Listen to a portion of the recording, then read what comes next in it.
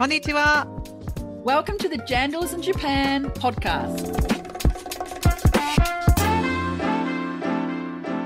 Kia ora, Catherine. Konnichiwa, Jane.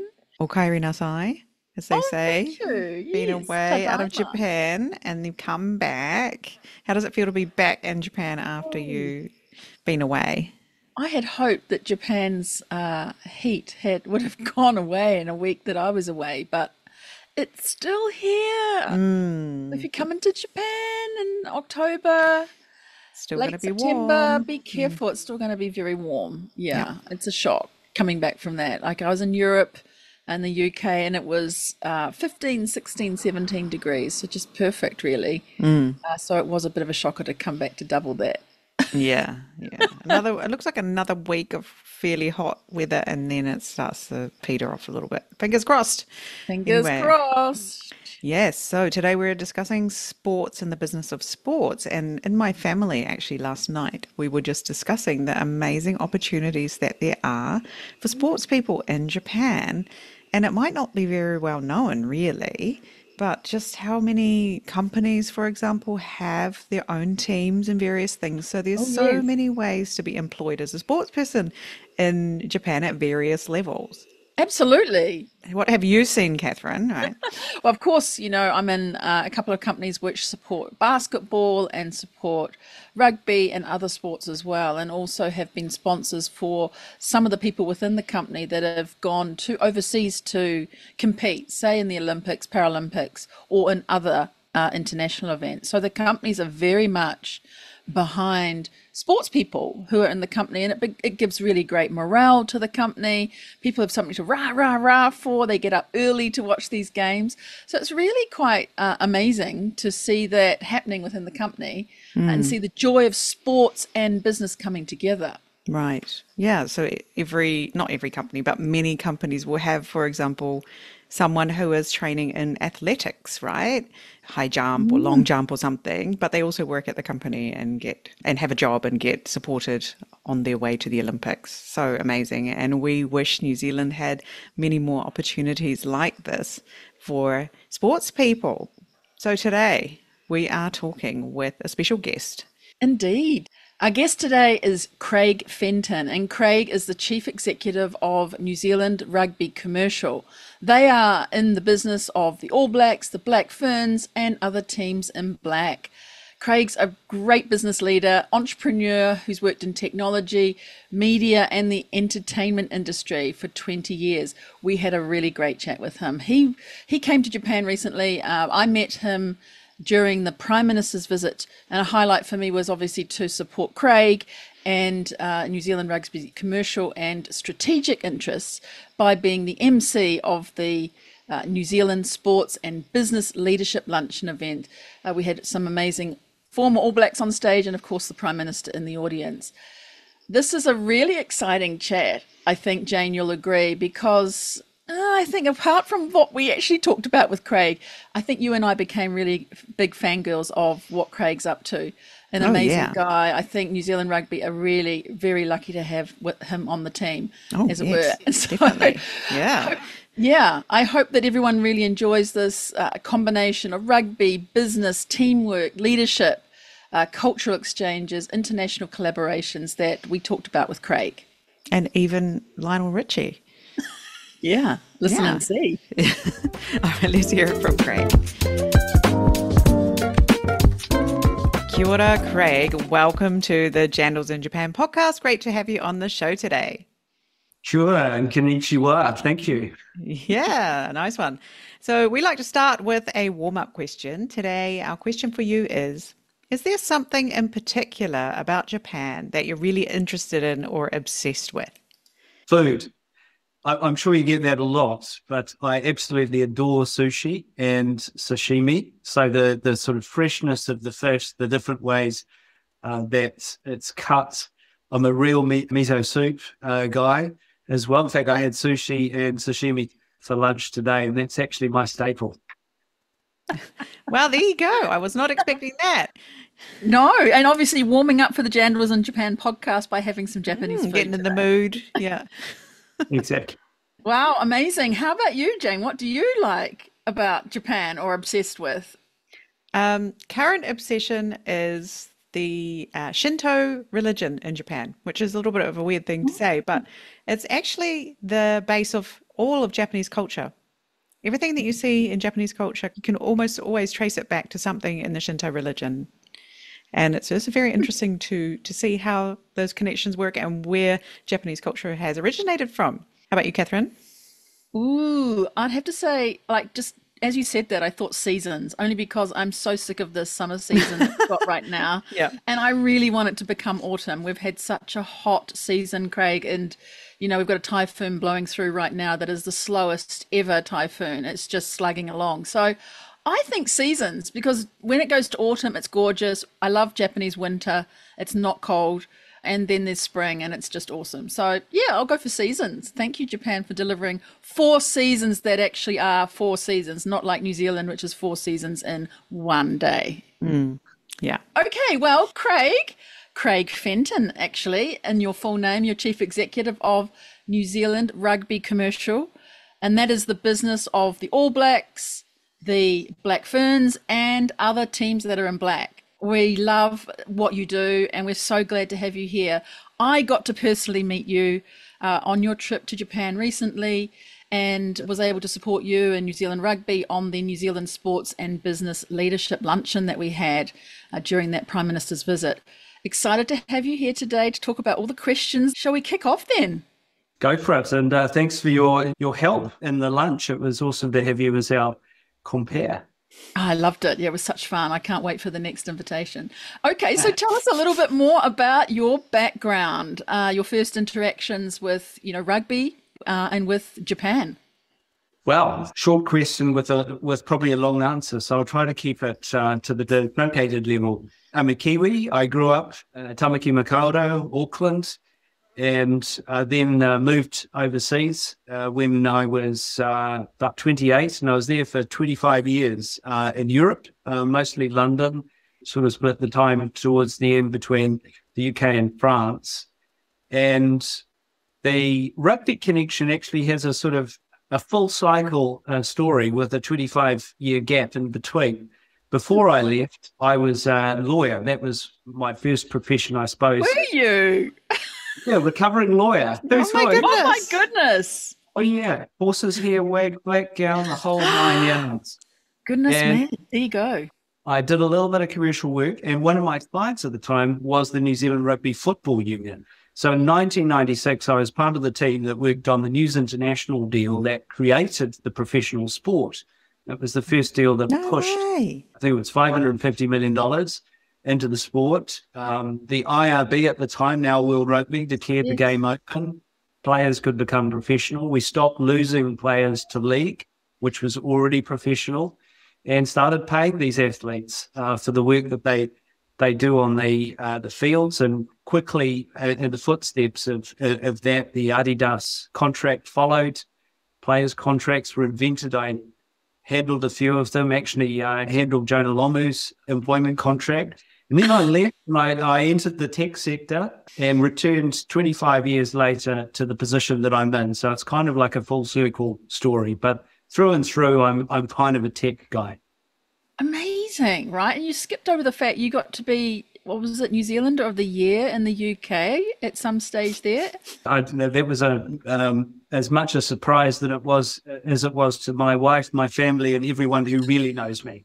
But it's also a great privilege and honor, and led into some amazing things. Actually, I was part of the delegation that attended the King's coronation, for example, and that was somehow connected to that. So there I found myself Really? beautiful kakahu on that Ngāti Rana had given me in recognition of the award, sitting in Westminster Abbey talking to Lionel Richie about why he also had a kakahu. Amazing. Yes, you do. Yeah. Oh my goodness. Look, hang on a minute. Are we doing the podcast for Jandals in Japan today, Jane? What are we going to do? Should we just do This Is Your Life, Craig? Just do Just This skip Is to Your that. Life. Craig, that's so fascinating. And I mean, I think you had a regular job at Google, but it sounds like all this other stuff that you were doing was super fantastic and fun. Yeah, well, I've had a string of side hustles, I suppose you'd say. The day job's always been interesting, but I think most jobs that we have, fascinating as they may be, don't fulfill 100% of our interests and passions. And I'm a great believer in having a sort of side hustle. This is probably a side hustle for both of you, isn't it? Oh, Well, it definitely. is, right? Yeah. You know, I'm still a lawyer, haven't quite fallen off the edge yet, but you know, this brings the enrichment to all of us. Jane and I love doing this. You know, we want to take it miles further, and we'll have a chat with you a bit later about that. Yeah. But the point is, yes, you just can't be one pure item in your career, right? You have to do a few other things to liven yourself up.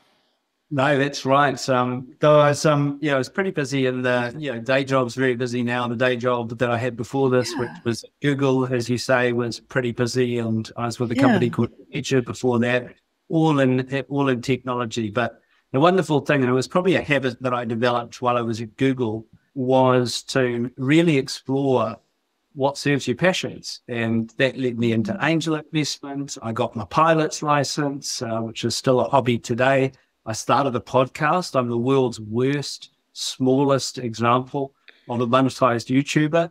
The channel's still there. And all sorts of, I've started a record label, which I still have. I'm actually about to go and see the artist that I'm signing in New Zealand tonight. All sorts of fun stuff.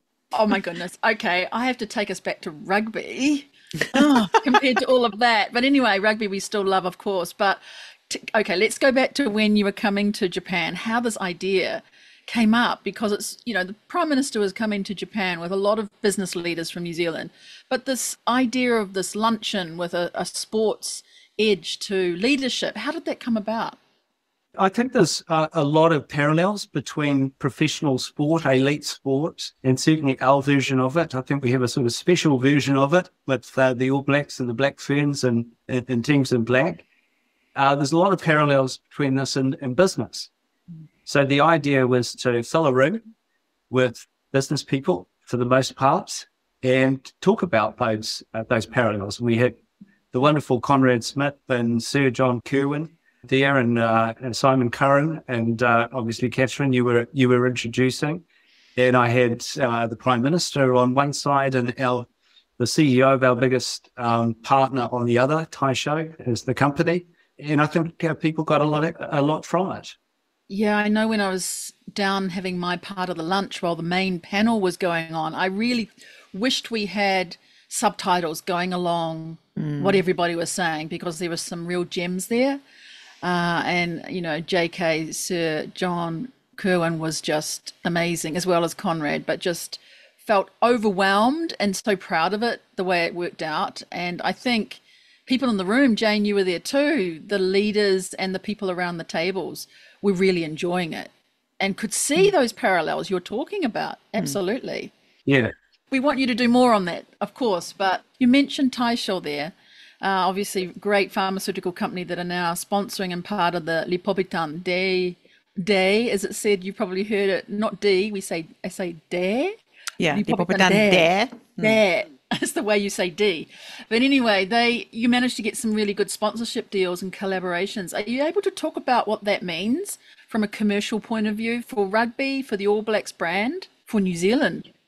Yeah, sure. So, I mean, sponsorship's one of these sort of strange words that probably means everything and nothing.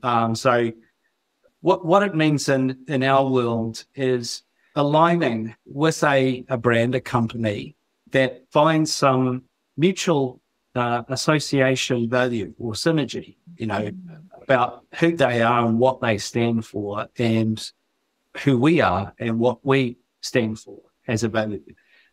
And that side-by-side partnership is a way of moving people. Like brands are stories, really. They cause us to feel something in some way. And what our sponsors find valuable in us, they use to move people, which could be employees, it could be business-to-business customers, it could be business-to-consumer customers, in ways they find valuable to them, and in ways that reinforce their own values and impart them or manifest them in some way. So we've got about 30 sponsors in our portfolio in Japan. We've got Nisui, which is our oldest sponsor, Taisho, which is our largest sponsor, and Mitsui Fudosan, which is our most recent sponsor. And all of these companies are very different companies, but they have this thing in common. They find the association valuable, uplifting to different members of their sort of stakeholder or customer portfolio. And that's how sponsorship works. That's how it works, Jane. Yeah. Wow. I did not know that Nisui was the oldest sponsor. How long have they been sponsoring for? I think it's close to 30 years, so it sort of almost predates Wow. the television deal. Yeah. I bet nobody knows that, right? There's almost no New Zealanders that know that about Nisui. Is there? Yeah. Yeah, because for example, people probably first think of sponsorship as what's on the jersey, On the shirt, yeah. right? Yet it's not that. You're talking about something that's in behind there, that's been a thrust behind the All Blacks, the brand, and the Ferns, right? Through Excellent. sponsorship and investment, right? Investment in the brand. Yeah, and it can mean a Yeah. number of things. Sort of the most obvious one, as you say, Catherine, is the name on the jersey, but we also, we film our matches so they're on telly. You see the LED signs around, and we do a lot of activation off the field as well. We talked about the performance clubs. That's an example of an off the field activity that could easily be very interesting, and it is interesting actually to many of our partners and valuable to them. So there's many canvases that we can paint with. What is it particularly about Japan and New Zealand and that connection? Is there something there that's even bigger and bolder with those values or what we stand for that you mentioned that's uplifting? I loved that word, uplifting. Is there something in that you see more? And especially since you came to Japan recently, could you feel that in the conversations you were having here?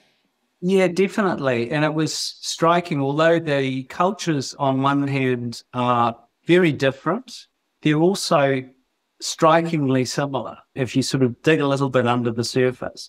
So I guess I frame that as three things. Finding familiarity in our differences is weird, but it's there. So it's striking how much Māori culture, our Indigenous culture, and Japanese culture have in common, the sort of respect and reverence to one's elders, all of the whakapapa, the family who has come before, this idea of stewardship of the land, identity in reference to the land and the customs that sit around it.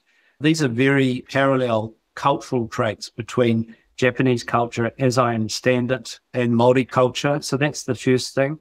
The second thing is that in both Japan and in New Zealand, there are some fantastically innovative ideas that come out. I remember studying actually Japanese manufacturing and Kanban. Is that the way you say it? So these innovations that were uniquely Japanese and led to these tremendous, consistent quality products. A lot of the engineering brilliance, Mr. Honda, who was a pioneer in his space. And in New Zealand, I think we have the same thing. In many ways, the isolation and the unworldliness, this sort of tucked away in the bottom of the world. We don't know the rules, so we don't know we're breaking them. And therefore, we kind of come up with brilliant and interesting things. And the trip out there was a wonderful opportunity to celebrate those tall poppies, both companies and leaders within the companies from both Japan and New Zealand. And I think we've got a lot in common geopolitically as well. We both sit on this Pacific rim of fire, so to speak, the edge of the Pacific plate. And we have a long-standing trade relationship in terms of export, in terms of foreign direct investment, and actually investment both ways. And we have common interests in areas like security. So these were all areas that certainly our Prime Minister Luxon, was interested in leaning into. And why am I there? I'm the rugby guy. I was very fortunate to be the person there. But I think from a New Zealand perspective, rugby is a very important and potent diplomatic soft power. It's something that's recognised globally. It's a brand that sort of in many ways come to stand for who we are as a people and the beauty of this sort of cacophony of multicultural wonder of New Zealand manifests on field and kind of represents New Zealand on its best day. And that's understood, sort of consumed, and really, I think, an alluring quality that is important in geopolitical relations and trade relations just as much as it is in sporting relations. I've been on the sporting field recently, actually, at grassroots rugby level. Took my son along to the local rugby group here on a Sunday morning, and everyone was naturally curious to know, where are you from, Jane? And so I said, when I said New Zealand, they all went, ooh, like it was like, you're from the promised land, the land of the All Blacks kind of reaction amongst the parents of the kids who are, practicing rugby on a Sunday morning here in Japan. So yeah, that brand is very deep rooted within the rugby community. So I just thought I would share that little anecdote with you there. Oh, it's a beautiful anecdote. Did you see the Japanese kids doing the haka Yes. to greet our Māori All Blacks when they were there? It was amazing. And that's such a touching reverence and respect that goes very deep at a cultural level. So the whole point of the panel and the meeting over lunch was to sort of get leadership involved in these concepts that you've talked about. How's that going? Have we got some more plans on that to take that leadership and rugby connection further between New Zealand and Japan? Yes, absolutely, on a number of levels. First of all, the performance lunch, or lab, as we sometimes call it in its longer format, is back in Japan on Japanese soil in October, I think it is.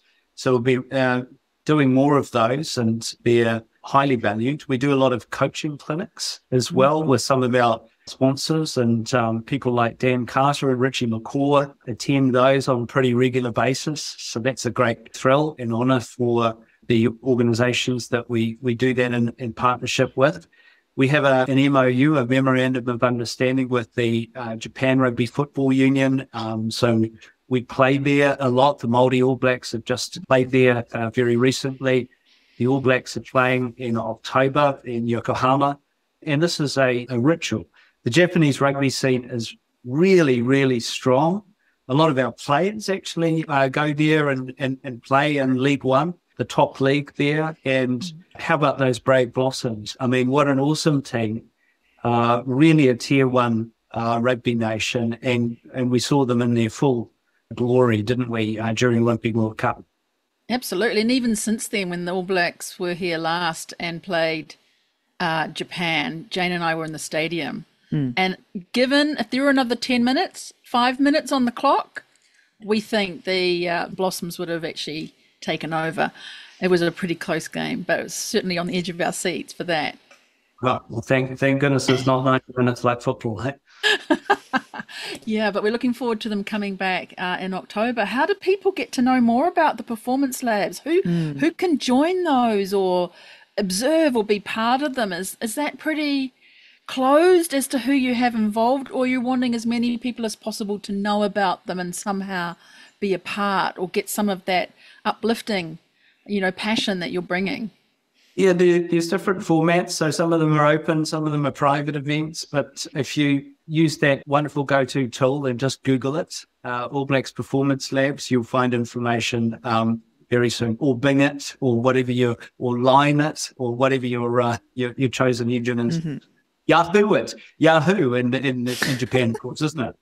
Yes, Yahoo, and they love Line in Japan. Line's actually the most popular, I think, isn't it, Jane? I think Line was the most popular app, and then YouTube is second. So YouTube is, you need to get yourselves on YouTube. Yeah. Well, can I just ask, like, if someone's listening to this and they're going, well, I want to join this, but I don't think this is for me, or maybe I'm not important enough to join one of these labs. Who are these labs actually for? They tend to be for corporations. So they're aimed at drawing these parallels between performance on the field and performance in the business world. So that tends to be the area that attracts the most attention.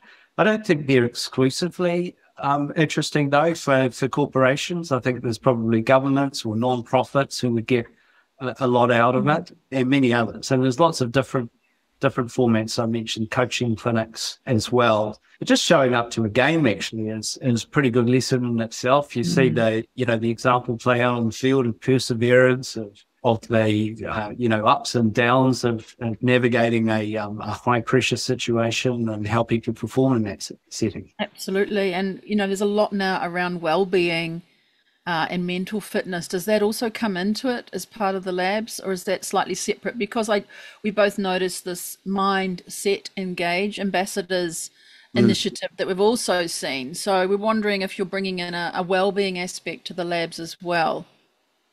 Yes, definitely. I think and if you look at the most elite level of sport, whether you're looking at rugby or tennis or golf, how about Lydia Ko recently, or whatever sport you choose, most of these athletes have fairly indistinguishable technical skills. I'm being a little bit unfair there, but they're really, really good at what they do is what I mean. And the thing that distinguishes the greats from the averages is up here, right? It's mental.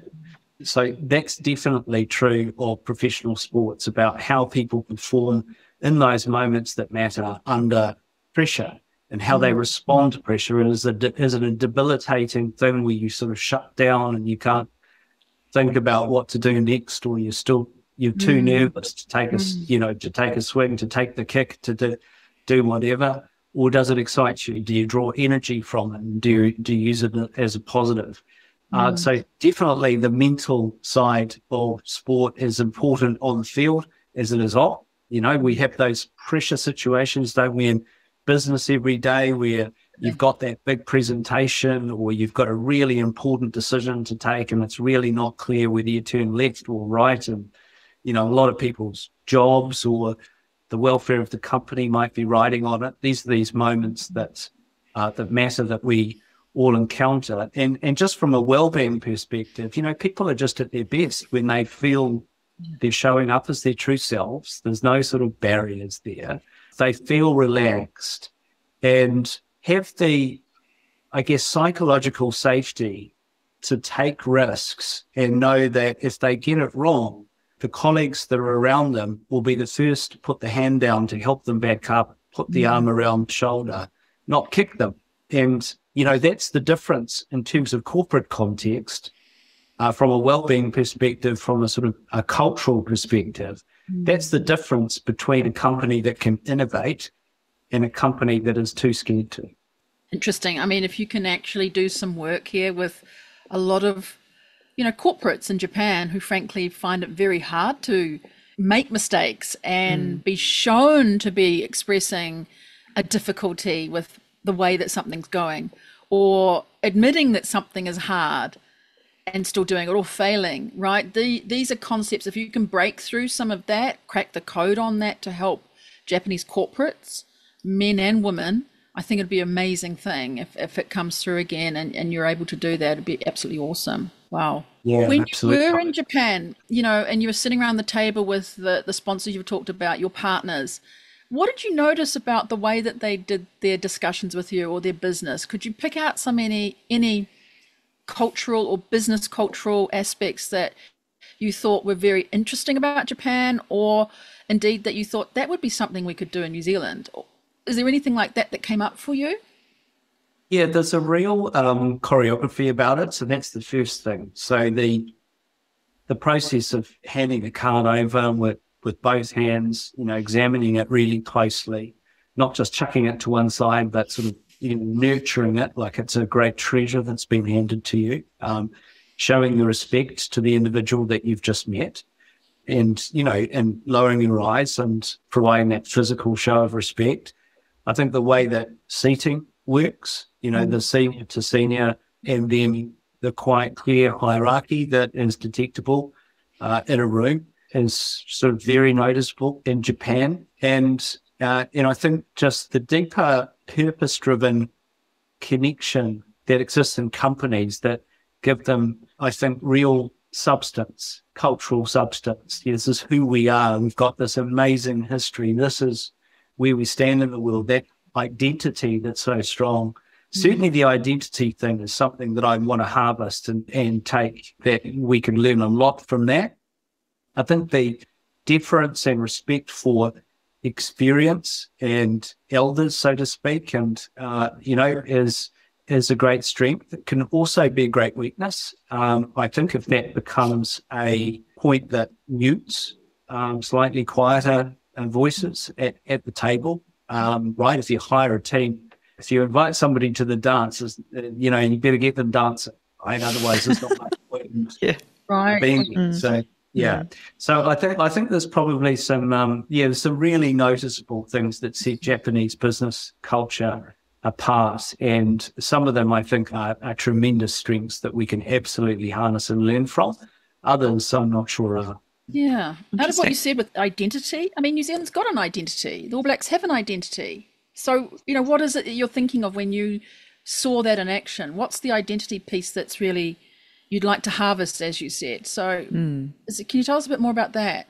Because we all Yeah, well, are pretty sure that we've got our identity. We know who we are. We live off the coattails of the All Blacks and leverage that as our badge of honour in this country here. So I'm interested to hear what you saw that you thought was, hang on a minute, but there's also this part of identity that maybe we're not capturing.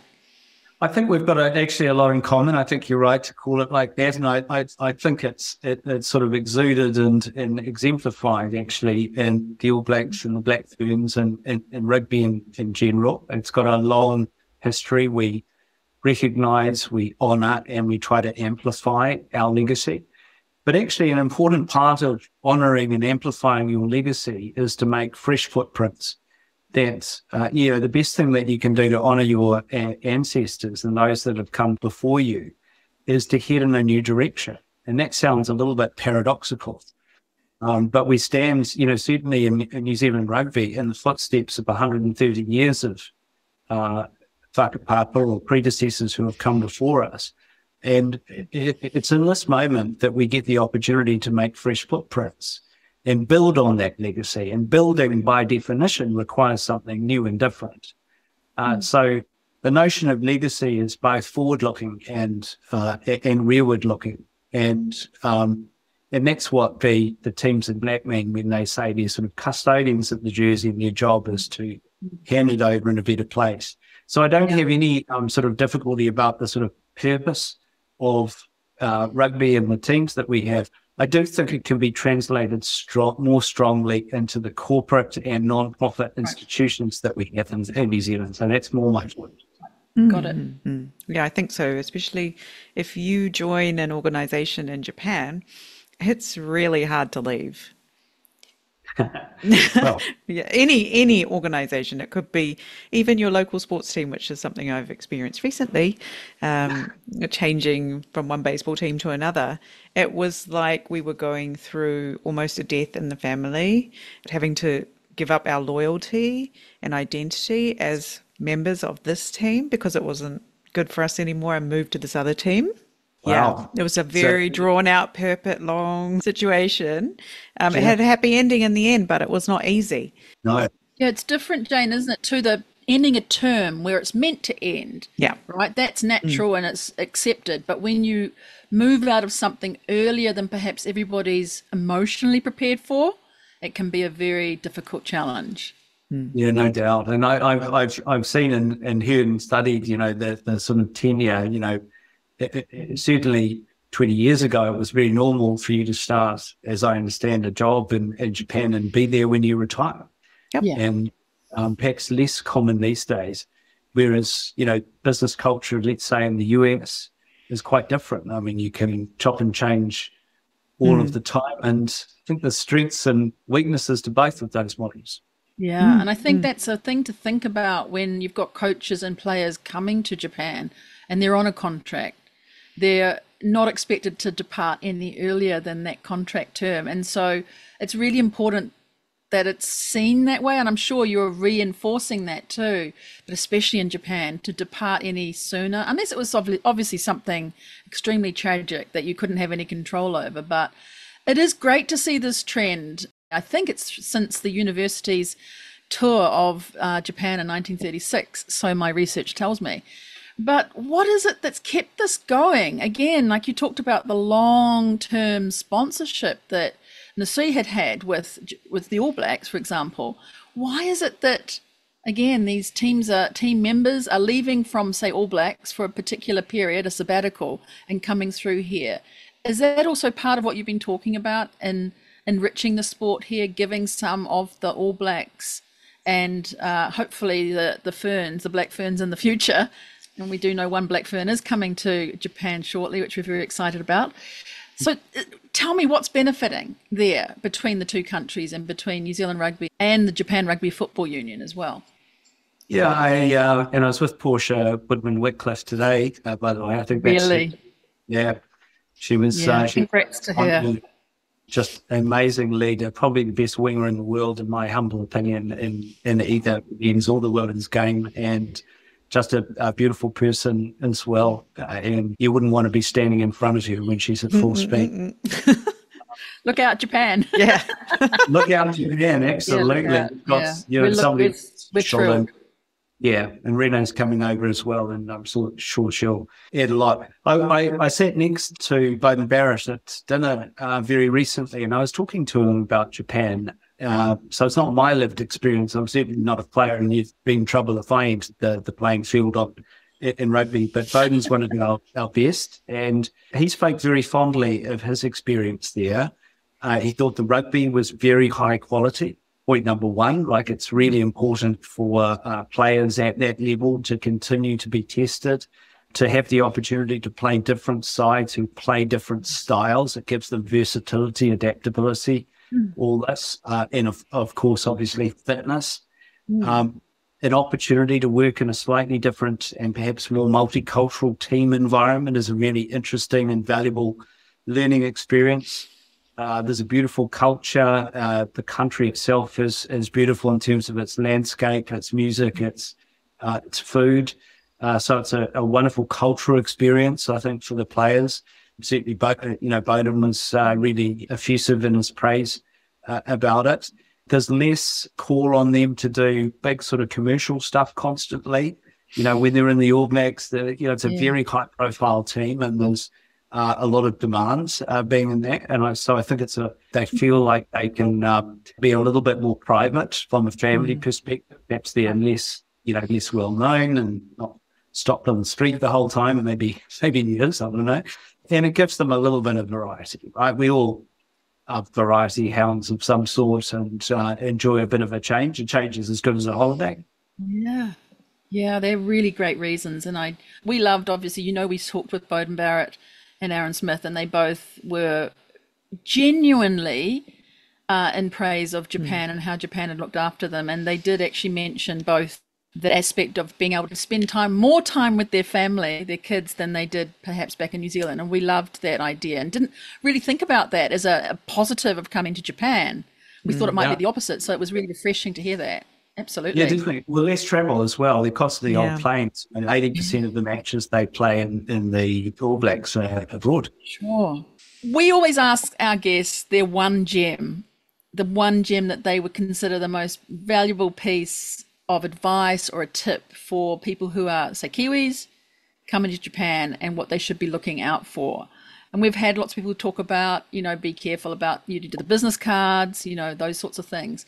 But is there something that you saw while you were here that you might think, Kiwis really need to be careful about that when they come to Japan, or I really advise them to do this, even from your short stay and experience here? Yes, well, I think, Catherine, you and Jane will be much better advisors than I am on this, because you live there and speak the language. But I think in going into any new country, the most important thing is to be open and curious, and really be genuinely interested and run towards the cultural differences, because what might seem strange and slightly exotic on the face has probably got real substance to it. And there's something there that we can learn from. So be curious. Yep. Good one. Very good. Any crystal ball moments for us? Anything you're seeing in your crystal ball for the future between Japan and New Zealand? Well, more of the same, I hope. It's definitely a priority market and partnership at a rugby level that we see. Tremendous growth potential in terms of matches and the future evolution of competitions. Watch this space. And we also think the world of our Japanese partners, and we'd really love to build on those very solid foundations that we've got with the Taishos of this world, the Mitsui Fudo-sans of this world, the Nsuis of this world, and hopefully welcome more Japanese partners into our waka. Love it. Very nice. Yeah. Anything you'd like to wrap up with, Craig? Any news or initiatives other than what you've told us, or to amplify what you've already told us that you're working on that our listeners should know about? Please do go to a game. It'll be a fantastic day or half day out, and I'm sure you'll be excited by the action.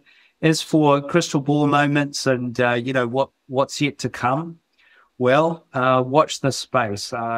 There's nothing I can talk publicly about at the moment, but I'll leave you with that sort of tantalizing, awesome, exciting little snippet. And we love it. Love very it. big part of our future. Thanks Awesome. so much. We are so happy to have had you today. Got some really amazing stuff that you've told us. Congratulations now on becoming a Jandal in Japan. Thanks very much, Catherine and Jim. Wow, that was certainly a mind-blowing discussion from Lionel Richie at the King's coronation and all the other things that we spoke about with Craig. Like you said in the intro, Catherine, we're so lucky to have him working for New Zealand rugby business, right? They are very lucky. Wow. Former lawyer too, just shows you that full circle moment. Right? Absolutely. I love that. And I think that's probably why we initially connected, even without me knowing. You sensed the lawyer in him, yes? I did. There's so many things there. It's so hard to do a summary or pick out some great things. But I did love Harry talked about brands and that brands are not logos or slogans. They are stories that cause you to feel something. That really made me stop and think and move people. And I was thinking, what would be the brand? What is the brand of Jandals in Japan? Yeah, so I think you and I could talk about that, but it would be very interesting to think about that from a brand perspective, that's not about the Jandal as such, but what it evokes in people's minds and how it makes them feel listening to this podcast. So that was one thing. Thank you, Craig. The other thing was, I would say, diplomatic soft power that rugby provides. Yeah.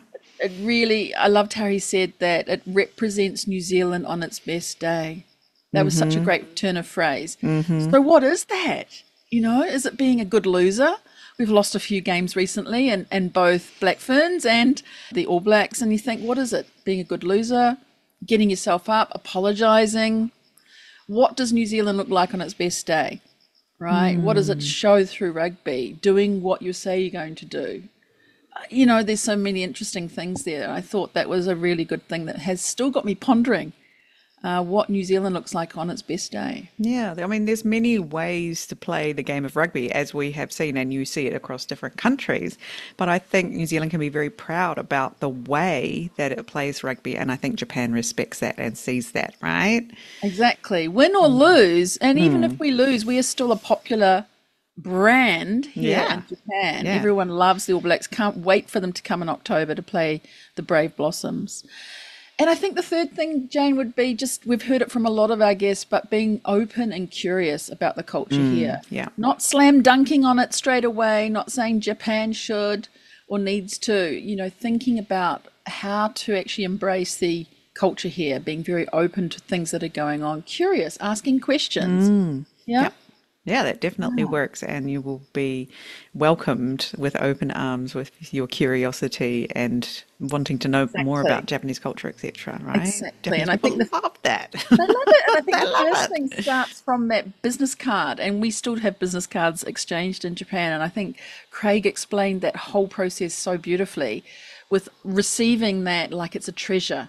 Something to look after that you receive, right, when you receive someone's business card. And that's a curiosity about what's on the card, who that person is, and beyond that. So thank you, Craig. Those were just a few of the awesome things that you said today. Yeah. I'm getting some little body chills when you're reminding me about this. So I just want to add a little something here that just came to me while you were talking about the whole business card thing. And, as a New Zealander, you would look at it and go, this is a piece of paper with their name and their phone number on it. Great, I will check that later. But as I mentioned during the episode, when we talked about the things that we're interested in, right? And I said the Shinto religion. So in the Shinto religion, everything has a god in it. This is why Japanese people really take care of everything, because there's the god of various things. And so there's a little bit of that person or a kind of god in somebody's business card as well, right? So you would treat that with respect as with anything, with their pen, with any of their property, right? This is why people in Japan take care of things that you don't see them like chucking a credit card across the table at someone when you pay the bill and vice versa, right? So that's kind of a little bit about the why behind that, I think. And I think that's quite interesting. And you would approach things very differently if you knew that about that's how people in Japan see things. They don't necessarily know that that's why they think that, but that is the why behind it all. That is really beautiful. I love that respectful way that you've talked about a kami-sama inside the meshi, right? Some sort of god form inside the business card. I've never thought of it like that. But I'm going to apply spirit, that. a little piece of their spirit. Potentially. Yeah. Like the tamashi sort of idea, a little bit of their spirit in there, and things in general, and the whole Marie Kondo thing, right? Does this spark joy, thanking the objects when they're no longer useful to you? When you say goodbye to them, that's very Shinto as well, giving thanks for things. Yeah. Well, you heard it here. Thank you so much, Jane, for that. Another layer on top of what Craig explained to us. Thank you so much, Craig. Thank you, Craig. Great to hear from you. Join us for another episode soon.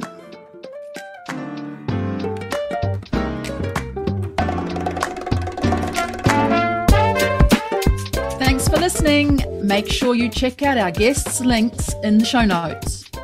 This podcast is brought to you today by Catherine O'Connell Law and Pod Launch with Jane.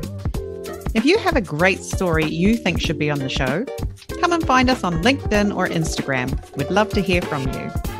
See you next time. Mata ne!